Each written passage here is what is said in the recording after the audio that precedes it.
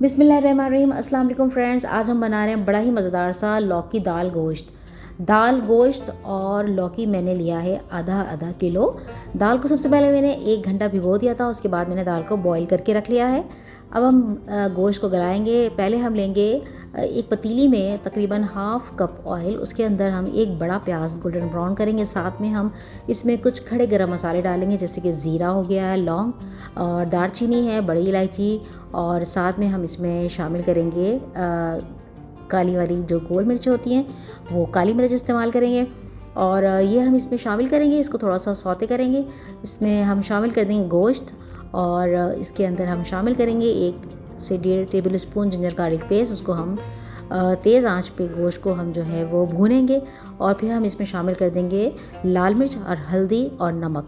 लाल मिर्च आप लेंगे 1 टेबल स्पून, हल्दी लेंगे हाफ़ टी स्पून, नमक हस्ब जायका, और 4 ग्लास आपने इसके अंदर पानी शामिल करना है और इसको गोश्त को गला लेना है। जब आपका गोश्त गल जाए तो इसमें आपने शामिल करना है आधा पाव दही और आधा पाव टमाटर, जिसको हम ब्लेंड करके इसमें शामिल कर देंगे, या फिर आप टमाटर को चॉप करके भी डाल सकते हैं। ये चीज़ें आपने इसमें शामिल करनी है।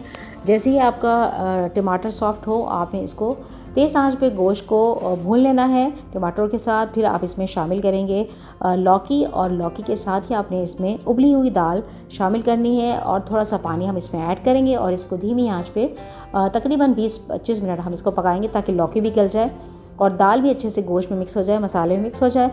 जैसे ही तरी यानी तेल ऊपर आने लगे तो आपने इसमें हरा धनिया, पुदीना, हरी मिर्च, गरम मसाला पाउडर डालना है, और आपकी दाल जो है तैयार है। इस पर आप जो है वो प्याज का भगार भी लगा सकते हैं, और इसको आप चावल के साथ खाइए, बहुत ही मज़ा आएगा। कैसी लगी आपको ये रेसिपी ज़रूर बताइएगा।